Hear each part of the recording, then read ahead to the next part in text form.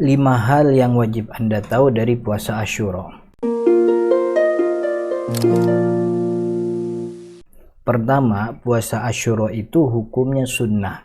Dikerjakan mendapat pahala. Kalau tidak dikerjakan, artinya kita semua meninggalkan puasa Asyura, kita tidak berdosa karena hukumnya sunnah. Kata Nabi Muhammad SAW, "Hadza yaumu Asyura wa lam yaktubillahu alaikum siyamah wa ana shaimun faman syaa'a falyasum wa man syaa'a falyuftir." Kata Nabi Muhammad, puasa hari Asyura itu Allah tidak mewajibkan di hari itu untuk berpuasa, akan tetapi saya berpuasa, kata Nabi Muhammad. Siapa yang mau puasa silahkan, mau berbuka pun tidak ada masalah.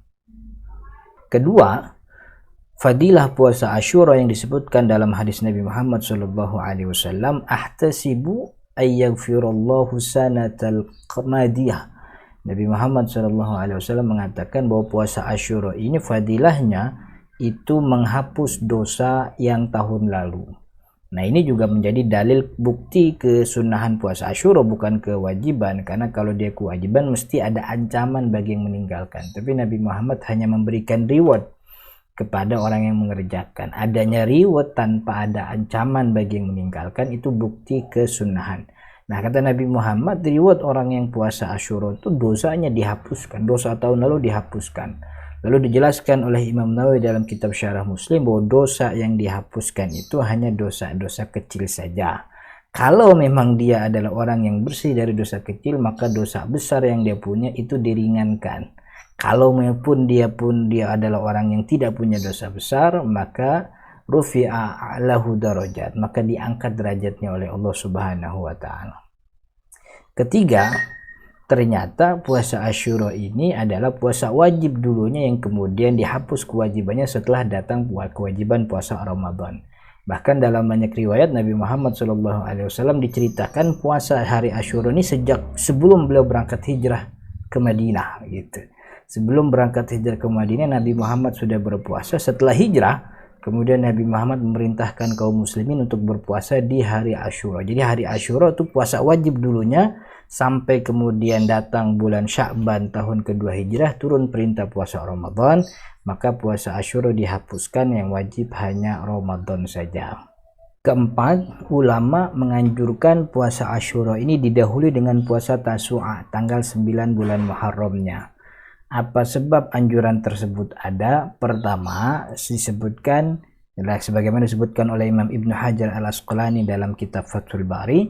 Pertama, khawatir bahwa hilal yang terlihat itu kelewat. Jadi yang kita anggap sebagai tanggal 9 itu nyatanya tanggal 10. Maka tanggal 9 dianjurkan berpuasa, takut-takut lihat hilal yang di tanggal 1 itu keliru begitu. Itu yang pertama. Yang kedua, anjuran Asyura itu dibarengi dengan Tasu'a sebagai bentuk pembedaan terhadap orang-orang Yahudi yang juga berpuasa di tanggal 10 Muharram. Jadi orang-orang Yahudi berpuasa tanggal 10 Muharram, banyak versi sebabnya kenapa orang Yahudi berpuasa. Salah satu sebab yang paling masyhur adalah Yahudi memperingati selamatnya Nabi Musa alaihi salam dari kejaran Fir'aun.